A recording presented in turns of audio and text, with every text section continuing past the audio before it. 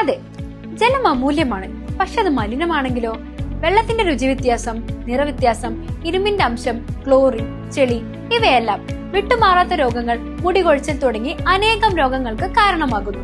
അക്വാസ് Flash water purifier വീട്, hotel, വ്യവസായശാലകൾ എന്തുമായിക്കൊള്ളട്ടെ, മുഴുവൻ വെള്ളവും പമ്പ് ചെയ്യുമ്പോൾ തന്നെ ഫിൽട്ടർ ചെയ്ത് അതിലെ മാലിന്യങ്ങളും ബാക്ടീരിയകളും നീക്കം ചെയ്ത് ശുദ്ധമാക്കുന്നു. കൂടാതെ അടുക്കളയ്ക്കായി പ്രത്യേകം ഡിസൈൻ ചെയ്ത പ്യൂരിഫയറും ലഭ്യമാണ്. അക്വാസ് ഫ്ലാഷ്, ഇനി ഓരോ ഡ്രോപ്പും ക്രിസ്റ്റൽ ക്ലിയർ.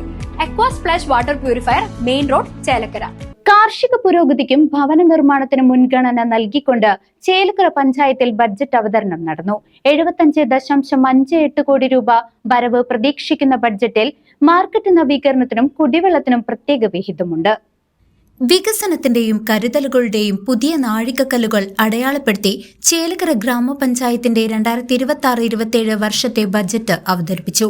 ഗ്രാമപഞ്ചായത്ത് വൈസ് പ്രസിഡന്റ് ഫൗസിയ ഷെഫീഖ് അവതരിപ്പിച്ച ബജറ്റിൽ 75.58 കോടി രൂപ വരവും 72.27 കോടി രൂപ ചെലവുമാണ് പ്രതീക്ഷിക്കുന്നത്. ചേലക്കര ഗ്രാമപഞ്ചായത്ത് ബജറ്റ് 2026-27 പ്രതീക്ഷിത വരവ് 75,58,86,475 രൂപ. പ്രതീക്ഷിത ചിലവ് 72,27,71,800 രൂപ. പ്രതീക്ഷിത നീക്കിബാക്കി 3,31,14,675 രൂപ.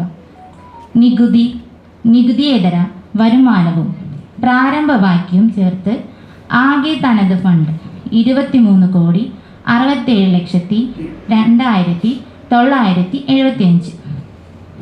തനത് ഫണ്ടിലേക്കുള്ള പൊതു ആവശ്യ ഗ്രാന്റ് സർക്കാരിൽ നിന്നും ലഭിക്കുന്നത് 14,94,19,400.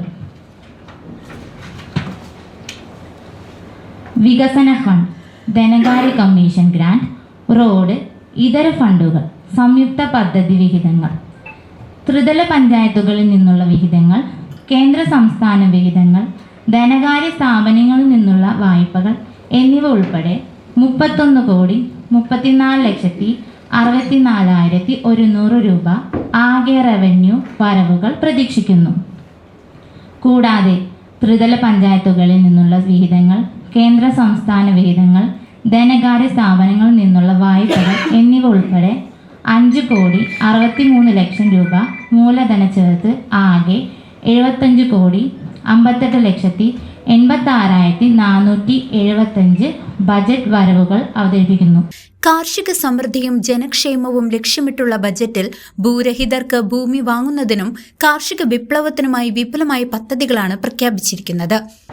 ഈ ബഡ്ജറ്റിൽ സംസ്ഥാന മേഖലയും പുരോഗതി കൈവരിക്കുന്ന രീതിയിലുള്ള ബഡ്ജറ്റാണ് അവതരിപ്പിച്ചിട്ടുള്ളത്. ആദ്യം തന്നെ ഈ പഞ്ചായത്തിനെ സംബന്ധിച്ചിടത്തോളം നമ്മുടെ വീടായാലും ശരി, നമ്മൾ വരവ് ചെലവ് കണക്കുകൾ നോക്കും. വരവ് ചെലവ് കണക്കുകൾ നോക്കുമ്പോൾ ചെലവ് കൂടുതലാണെങ്കിൽ അത് കുറയ്ക്കണം. തീർച്ചയായും ഈ ഗ്രാമപഞ്ചായത്തിൻ്റെ വൈദ്യുതി ബില്ല് മാത്രം ഏകദേശം 3.5 ലക്ഷം രൂപയോളം നമ്മൾ അടച്ചുകൊണ്ടിരിക്കുകയാണ്. അപ്പോൾ നമുക്ക് ആ ചെലവ് കുറയ്ക്കണം. ആയതുകൊണ്ടാണ് സോളാർ പദ്ധതിയുമായി മുമ്പോട്ട് പോയി ഘടക സ്ഥാപനങ്ങളിലും അതുപോലെ തന്നെ ഉള്ള സോളാർ പദ്ധതി പ്രകാരം അടുത്ത വർഷം ഈ ബഡ്ജറ്റ് നമുക്ക് അവതരിപ്പിക്കുമ്പോൾ കറണ്ട് ബില്ലിൻ്റെ ചെലവ് വളരെയധികം കുറയ്ക്കാൻ കഴിയും എന്ന ഉത്തമ വിശ്വാസമാണുള്ളത്. ആയതിലൂടെ തന്നെ യുവാക്കളുടെ ഏറ്റവും വലിയ ആഗ്രഹമായ കളിസ്ഥലം എപ്പോഴും മനസ്സിൽ ഓർമ്മ വരുന്നതാണ്. ഈ വർഷത്തെ പദ്ധതിയിൽ നമ്മളെ സംബന്ധിച്ചിടത്തോളം നമുക്ക് കിട്ടുന്ന പണം കൊണ്ട് ഒരു വില്ലേജിലൊരു കളിസ്ഥലം എന്നാണ് ആദ്യം തന്നെ നമുക്ക് പ്രാവർത്തികമാക്കി എല്ലാ വാർഡുകളിലേക്കും അത് വ്യാപിപ്പിക്കേണ്ടത് യുവജനങ്ങളുടെ ഏറ്റവും വലിയൊരു ആഗ്രഹമാണ്. തീർച്ചയായും ചെലവുകൾ കുറച്ച് വരുമാനം കൂട്ടി ആ കളിസ്ഥലത്തിനുള്ള വാങ്ങുന്നതിന് വേണ്ടി വെറുതെ അക്കങ്ങൾ കൊണ്ട് പദ്ധതിയിലും ഒക്കെ വെച്ചു എന്നുള്ളത് കൊണ്ട് മാത്രമല്ല, അടുത്ത വർഷമെങ്കിലും നമുക്കിത് പ്രാവർത്തികമാക്കാവുന്ന രീതിയിലാണ് വിഭാവനം ചെയ്തിട്ടുള്ളത്. ചേലക്കര മാർക്കറ്റ് നവീകരണത്തിനൊപ്പം ഡയാലിസിസ് രോഗികൾക്കായി പ്രത്യേക യൂണിറ്റ് സ്ഥാപിക്കുമെന്ന പ്രഖ്യാപനവും ഈ ബജറ്റിനെ ജനകീയമാക്കുന്നു. നമ്മുടെ സമൂഹത്തിലെ ഏറ്റവും അവസാന വരിയിലുള്ള ആൾക്ക് വരെ ഉപകാരപ്പെടുന്ന രീതിയിലുള്ള പദ്ധതി വേണം നമ്മൾ തയ്യാറാക്കാൻ എന്നൊരു വാചകമായി എഴുതി ചേർത്തിട്ടുണ്ട്. ആ വാചകത്തെ അന്വർത്ഥമാക്കുന്ന വിധം ഈ സമൂഹത്തിലെ സമസ്ത മേഖലകളെയും ബന്ധപ്പെടുത്തിക്കൊണ്ടുള്ള സമസ്ത മേഖലകളിലേക്കും ചേർന്നുകൊണ്ടുള്ള ഒരു ബജറ്റാണ് നമ്മുടെ ബഹുമാനപ്പെട്ട വൈസ് പ്രസിഡന്റ് ഇവിടെ അവതരിപ്പിച്ചിട്ടുള്ളത്. എടുത്തു പറയുകയാണെങ്കിൽ ഭൂരഹിത ഭവന രഹിതർക്ക് ഭൂമി വാങ്ങൽ പദ്ധതി ഏകദേശം 10 വർഷത്തോളമായി ആ ഒരു ലിസ്റ്റ് നമ്മുടെ ഈ പഞ്ചായത്തിൽ കിടക്കുകയാണ്. അവർക്ക് ആർക്കും ഇതുവരെ ആ ഭൂമി മേടിക്കാനുള്ള ഒരു പദ്ധതി ഈ പഞ്ചായത്ത് വെച്ചിട്ടില്ല. ആ പദ്ധതി ആദ്യമായിട്ട് ഇതിൽ അവതരിപ്പിച്ചിട്ടുണ്ട്. ഭൂരഹിത ഭവനരഹിതർക്ക് ഭൂമി മേടിക്കുന്നതിന് അതിന് വൈസ് പ്രസിഡന്റിനെ അഭിവാദ്യം ചെയ്യുന്നു.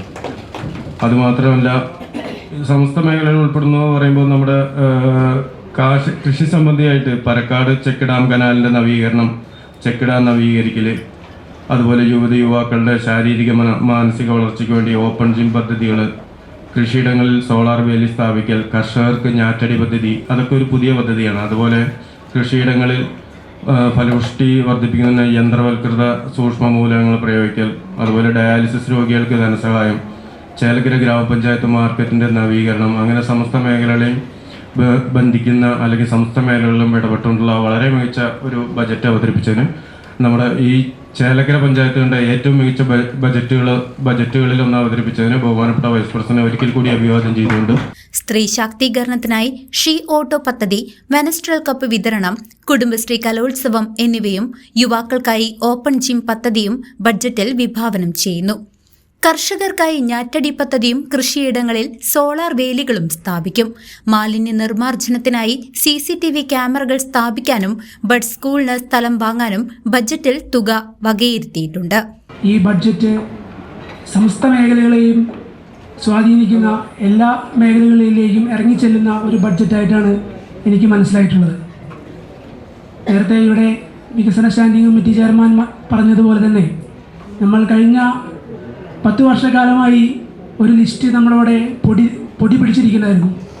അത് ഭൂരഹിത ഭവനരഹിതർക്ക് സ്ഥലവും വീടും നൽകുന്ന ഒരു ലിസ്റ്റാണ്.